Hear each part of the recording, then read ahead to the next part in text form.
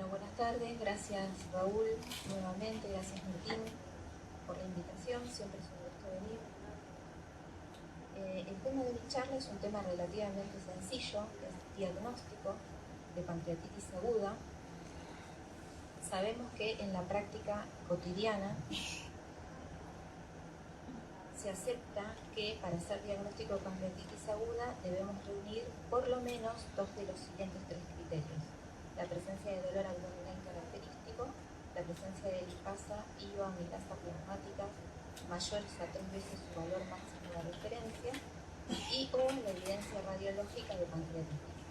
Pero el planteo es con estos criterios, por un lado, si todas las combinaciones de estos tres criterios tienen el mismo potencial diagnóstico, o si bien alguno de los tres criterios tiene más peso que los otros dos.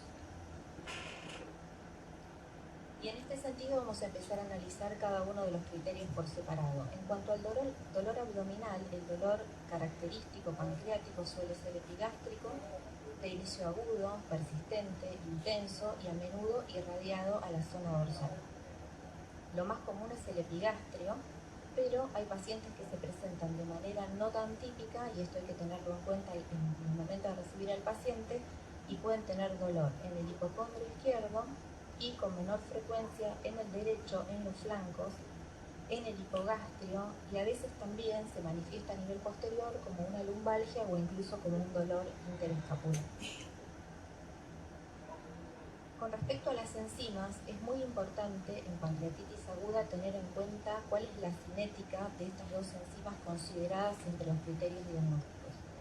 Porque puede haber situaciones donde encontremos estas enzimas levemente elevadas, que no llegan a triplicar su valor máximo de referencia, y esto sin embargo no querrá decir que no estamos en presencia de una pancreatitis. Entonces, con respecto a la amilasa, lo habitual es que suba entre las 6 y 24 horas, suele hacer un pico a las 48 horas y suele normalizar entre el día 5 al día 7. En cuanto a la lipasa, suele subir entre las 4 y 8 horas del inicio de los síntomas, suele ser un pico un poquito más precoz a las 24 horas y la normalización suele ocurrir entre el día 8 y el día 14, casi 2 semanas. Entonces, lo importante de esto es que si yo mido, es el momento de la determinación. Si yo mido las enzimas pancreáticas alrededor de las 24 horas, dentro de las primeras 24 horas del inicio del dolor, porque es el momento cero, el inicio del dolor, la sensibilidad de la amilasa y de la lipasa va a ser similar. Lo mismo ocurriría si yo dosara dentro de las primeras 24 horas otras enzimas que habitualmente no usamos en el diagnóstico, como son la isoamilasa pancreática, la elastasa o la tripsina inmunoreactiva, que en la práctica diaria no las usamos. Ahora bien, esto es dentro de las primeras 24 horas. Si yo hago la determinación un poco más tardíamente, a partir del segundo día del inicio del dolor, la sensibilidad de la lipasa es superior, y esto va a ir ocurriendo en la medida, progresivamente va a ser superior la sensibilidad de la lipasa en la medida que yo me aleje del momento del inicio de los síntomas. Existen situaciones donde tenemos pancreatitis aguda con amilasa normal, y esto no es nada despreciable, suele ser hasta el 32% de los casos. Y esto tiene que ver, por un lado, como decíamos recién, con una determinación tardía, que puede ser después del 5.º día. Esto pasa en la práctica, muchas veces los pacientes no consultan el día del inicio del dolor. La presencia de sueros hiperlipémicos cuando hay hipertrigliceridemia marcada por una cuestión de interferencia con la determinación, que tiene que ver con el método de la determinación. También podemos tener amilasas normales, sin embargo estamos en presencia de una pancreatitis. O la etiología alcohólica, que en este caso lo que se sospecha o lo que se cree, lo que se hipotetiza, es que en realidad la etiología alcohólica, en este paciente con etiología alcohólica, lo que hay es una baja producción basal de amilasa, porque este paciente ya tiene cierta cronicidad, tiene cierto proceso inflamatorio crónico, tal vez una pancreatitis crónica temprana sobre la cual estoy teniendo una reagudización, y entonces el nivel de amilasa, el nivel de producción de amilasa basal es bajo. Entonces, la sensibilidad, como dijimos, entre una enzima y la otra va a ser más o menos similar dentro de las primeras 24 horas, pero si yo me alejo del momento agudo, la sensibilidad de la lipasa va a ser superior. En cuanto a la especificidad, se sabe que la especificidad de la lipasa es discretamente superior a la de la amilasa, y esto tiene que ver con una serie de motivos, entre los cuales está el hecho fisiológico de que la actividad de la lipasa en el páncreas sano es por lo menos 4 veces mayor que la de la amilasa, y además las fuentes extrapancreáticas de lipasa son más limitadas. Las fuentes no pancreáticas de amilasa son muchas más, y además en estos órganos la concentración de lipasa es 100 veces menor a la concentración plasmática de esta enzima. Esto es lo que pasa en un páncreas normal. Sabemos que más del 99% de la lipasa se excreta al sistema ductal, menos del 1% difunde a la circulación general a través de la membrana vasolateral de las células acinares. Luego esta fracción mínima que difunde a circulación general se filtra a nivel renal, es reabsorbida y metabolizada por completo en los túbulos renales, y de manera tal que en un páncreas, en un paciente sin pancreatitis, un paciente sano, no deberíamos encontrar lipasa en orina. En pancreatitis lo que sucede es que aumenta ese porcentaje mínimo en condiciones basales que difunde a través de la membrana vasolateral. Esto ocurre en cualquier pancreatitis, no hace falta que sea necrotizante. En las pancreatitis edematosas, que son la amplia mayoría de las que vemos, existe este aumento de la difusión que explica la hiperenzimemia en pancreatitis aguda, y si hay necrosis, por supuesto, este nivel plasmático va a ser aún superior. Dijimos entonces que la fuente principal es la pancreática, pero tenemos fuentes extrapancreáticas de lipasa. Dentro de las fuentes extrapancreáticas, las más significativas en cuanto a concentración son la lengua y el estómago. Sabemos de la actividad de la lipasa lingual y de la lipasa gástrica, pero como dijimos, la concentración en estas otras fuentes es 100 veces menor a la concentración plasmática. Entonces, tener en cuenta los diagnósticos diferenciales, que van a ser básicamente algunos pancreáticos, como la pancreatitis crónica, los tumores o pancreáticos o periampulares. Básicamente tiene que ver esto con una obstrucción al flujo de salida por obstrucción ductal por el propio tumor, o por estenosis, o por calcificaciones intraductales. La colecistitis aguda, úlceras duodenales, infarto mesentérico, obstrucción intestinal, enfermedad inflamatoria intestinal activa, infección por HIV, cualquier condición asociada con isquemia pancreática prolongada, la cetoacidosis, la insuficiencia renal. Dijimos que la eliminación es 100% renal, la macrolipasemia, la formación de complejos que se ven con relativa frecuencia, la formación de complejos entre la lipasa y las inmunoglobulinas, que terminan siendo grandes complejos de alto peso molecular que no pueden filtrar por el riñón, y la hiperenzimemia pancreática familiar, que bueno, en ese caso tal vez el antecedente familiar, el interrogatorio nos ayude con esto. En el caso de los pacientes diabéticos hay que tener en cuenta que tienen niveles superiores de lipasa basales. Entonces tal vez el valor de corte, esto se ha discutido por distintos autores, el nivel de corte que uno debería tomar para diagnosticar pancreatitis en la población diabética debería ser tal vez mayor. En cuanto a la amilasa, también tenemos fuentes extrapancreáticas. En este caso, la fuente principal fuera del páncreas es la fuente salival, pero también la vía biliar, el intestino, el hígado, el tracto genitourinario también es una fuente importante, próstata, mama, pulmones y también sistema nervioso central. Dentro de los trastornos abdominales que cursan con hiperamilasemia no pancreáticos, de los más frecuentes que pueden cursar con esta situación, la apendicitis y todo lo que es patología ginecológica, embarazo ectópico con ruptura de la trompa, quistes de trompa o de ovarios que también rompen en la cavidad peritoneal, la salpingitis. Dentro de lo que es patología extraabdominal, la patología de glándulas salivales, en este caso lo que sube es la fracción S de la amilasa, La cetoacidosis, el fallo renal, la anorexia y la bulimia son situaciones que cursan frecuentemente con amilasa elevada, la macrolipasemia un poco más frecuente que la la macroamilasemia un poco más frecuente que la macrolipasemia y la hiperamilasemia idiopática. Dentro de las drogas asociadas con hiperamilasemia sin llegar a ser pancreatitis, hay drogas con asociación definida. Lo más frecuente de ver es con azatioprina en pacientes con enfermedades inflamatorias, y hay otras drogas con asociación probable. Todo esto, por supuesto, hiperamilasemia sin llegar a pancreatitis. En cuanto a las imágenes, en la práctica cotidiana, el estudio de screening inicial más usado en la guardia es la ecografía, lejos en la mayoría de los centros. La tomografía y la resonancia usualmente no son necesarias para establecer el diagnóstico. En la mayoría de los casos no vamos a necesitar ni una tomografía ni una resonancia para decir es pancreatitis aguda. En el caso de la tomo deberá recordarse que el uso de contraste iodado podría estar contraindicado, y la resonancia con técnica de colangio permitiría diagnosticar pancreatitis y también establecer la etiología en muchos casos.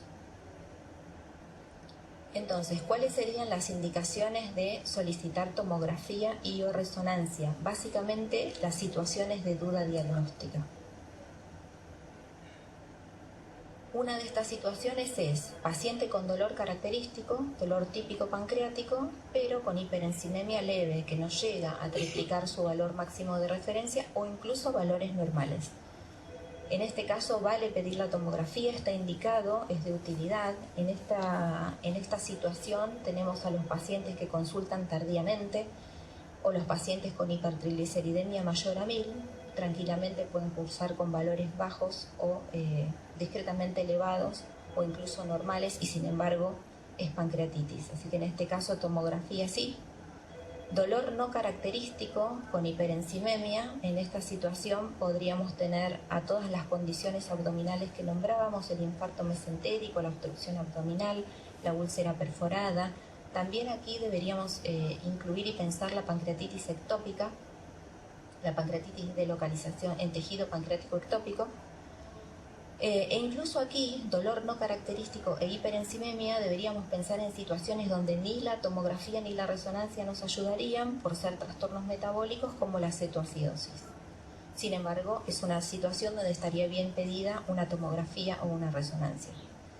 Paciente que no puede manifestar su dolor apropiadamente o directamente no puede hacerlo, con hiperenzimemia. Básicamente hablamos de niños, de ancianos, de pacientes demenciados, pacientes que ingresan a la guardia con un deterioro agudo del sensorio, que no queda claro por qué, pacientes sedados o en coma farmacológico. En estas situaciones la tomografía o la resonancia son de utilidad. Otra situación, paciente crítico con hiperenzimemia. En las unidades cerradas es bastante frecuente que se soliciten enzimas pancreáticas ante un deterioro clínico inexplicado que presenta el paciente. Los pacientes críticos pueden tener hiperamilasemia o hiperenzimemia. En realidad pueden aumentar las dos enzimas por múltiples motivos que no son pancreatitis.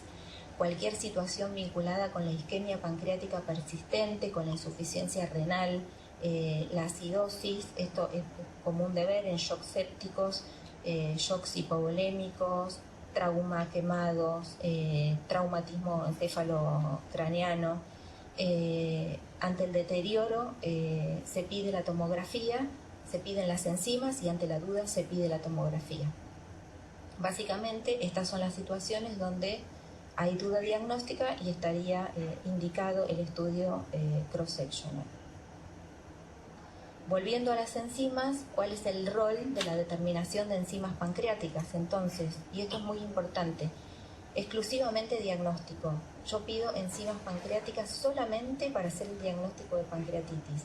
De ninguna manera predicen severidad, ni una amilasa ni una lipasa más o menos altas me va a predecir severidad. De ninguna manera definen pronóstico y no establecen cuál es el momento adecuado ni para volver a alimentar a un paciente, ni de realizar una colecistectomía en el caso de que la pancreatitis sea biliar, ni cuál es el momento de externar a un paciente. Entonces, solamente tienen un rol en el momento del diagnóstico, o sea que la determinación seriada no tiene indicación, no tiene mayor utilidad pedirle enzimas pancreáticas una vez que diagnosticamos la pancreatitis a un paciente que está internado. Salvo situaciones muy puntuales donde la evolución clínica no es favorable o, de hecho, vemos un deterioro clínico y pensamos en en que la inflamación es persistente, pancreática o peripancreática, o está habiendo alguna complicación. Pero son situaciones puntuales. En general, la determinación seriada no tiene ninguna utilidad. Muchas gracias.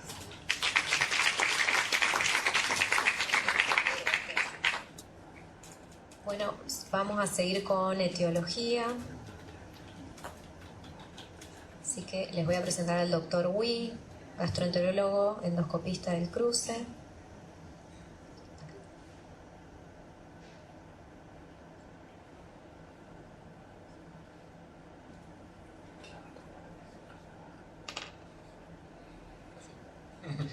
Buenas tardes. Bueno, voy a hablar cortito sobre etiología porque no hay mucho nuevo para hablar. Bueno, es muy importante el diagnóstico de la etiología de la pancreatitis aguda para poder hacer un tratamiento adecuado y evitar esta progresión de aguda, aguda recurrente y pancreatitis crónica. Como todos sabemos, la primera causa en la Argentina es la causa biliar, después la alcohólica y la tercera causa es la metabólica o por hipertrigliceridemia, que en la literatura va entre 4 a 10% de las causas.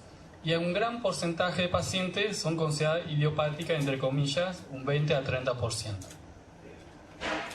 Con respecto a los pacientes que tienen litiasis vesicular y sin síntomas, el riesgo de pancreatitis aguda es muy baja. En poblaciones seguidas a largo plazo, 30 años, solo tuvieron 2%. Y los pacientes alcohólicos también, controles por 20-30 años, tienen riesgo de pancreatitis aguda en 2-3%. Es diferente la hipertrigliceridemia, pues depende del valor de la concentración del triglicérido. Entre 500 y 1000 puede haber hasta 3% de riesgo de pancreatitis, y cuando es más de 1000 puede llegar hasta 20%. Después están múltiples causas, hipercalcemia, tumores que producen la obstrucción del conducto, pueden producir pancreatitis, pancreatitis autoinmune, pancreatitis crónica, malformaciones pancreáticas o del colédoco, forma hereditaria de pancreatitis, post-CPR, disfunción del esfínter de Oddi, medicamentos. Pero no voy a entrar en detalle en ninguno específicamente. Entonces, ¿cómo estudiamos la etiología? Por un lado, el nivel 1 serían los estudios, o sea, más simples. Primero la anamnesis, los síntomas que tiene, los antecedentes, los hábitos. El laboratorio, en cuanto al diagnóstico etiológico, bueno, el triglicérido y calcio es muy importante y hay que recalcar que hay que pedirlo en el mismo día. O sea, si un paciente tiene pancreatitis aguda, no es alcohólico, no es biliar, y hay que descartar que no sea por trastornos metabólicos, y pedir el mismo día y no días subsiguientes, porque van por el ayuno, pueden normalizarse o bajar, entonces y perdemos esa posibilidad diagnóstica. Y con respecto a las imágenes, bueno, todos los pacientes deberían tener una ecografía abdominal y algunos casos tomografía o resonancia, con la angioresonancia según el caso en particular. Entonces, con estos estudios y la anamnesis podemos hacer el diagnóstico en la mayoría de los pacientes, 70%. Y un 30% es considerado idiopática, entre comillas. Entonces tenemos que hacer estudios un poco más avanzados, la iconoscopía y la IgG4.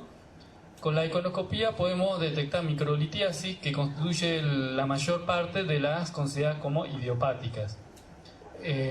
Podemos detectar pancreatitis crónica temprana, tumores quísticos pequeños, cáncer páncreas pequeños, pancreatitis visum, y la IgG4, el tema de la pancreatitis autoinmune. Los test genéticos, que hay varios laboratorios en la Argentina que lo hacen en pacientes jóvenes, y lo que no tenemos es la manometría para estudiar el síndrome de esfínter de Oddi. Entonces, la literatura en países que tienen disponible todo, llegan a ser idiopáticas verdaderas un 10 a 15%. Supongo que en la Argentina debe ser un poco mayor, por ejemplo, donde tenemos el manómetro. En algunas palabras sobre el tabaquismo, se ha hecho cada vez más importante este hábito como causa de pancreatitis aguda y se sabe que es un factor de riesgo independiente. Paciente que tiene más de 20 PAC-IR tiene un riesgo relativo de 2 veces y es sinérgico con el alcohol, de manera que si es alcohólico y es tabaquista el riesgo es de 4.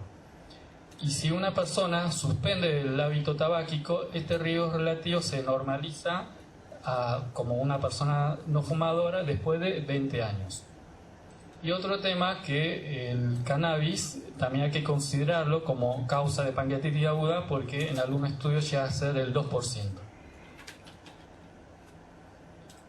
En los pacientes que tienen más de 40 años, no se olviden de pensar o descartar tumores periampulares.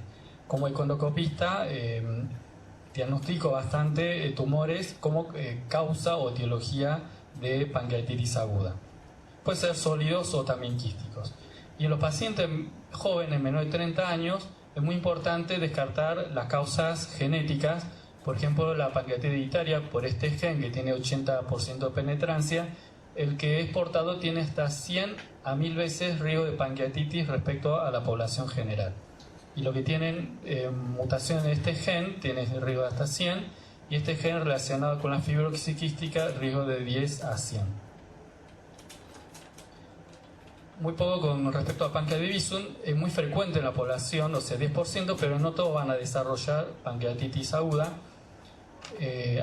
Son generalmente pacientes que tienen pancreatitis Bisum y alguna mutación de alguno de estos genes. Y uno sospecha clínicamente que puede ser la causa de la pancreatitis cuando hay estenosis papilar menor y dilatación del conducto pancreático, pero que a veces se evidencia solamente si uno le inyecta secretina, que no disponemos en la Argentina. Bueno, entonces en conclusión, es muy importante el diagnóstico etiológico porque evitamos la evolución a la pancreatitis recurrente y la pancreatitis crónica. Las principales causas son la causa biliar, alcohólica y triglicéridos. Y hay que estudiar la pancreatitis idiopática para que pasen a ser no idiopáticas. Y uno de esos estudios es la ecoendoscopía, porque detectamos microlitiasis, tumores pequeños, pancreatitis crónica temprana, pancreatitis Bisum. Y no se olviden del tabaquismo, que si el paciente es idiopático y es fumador, puede ser la causa de la pancreatitis aguda. Y en los jóvenes, el test genético. Muchas gracias.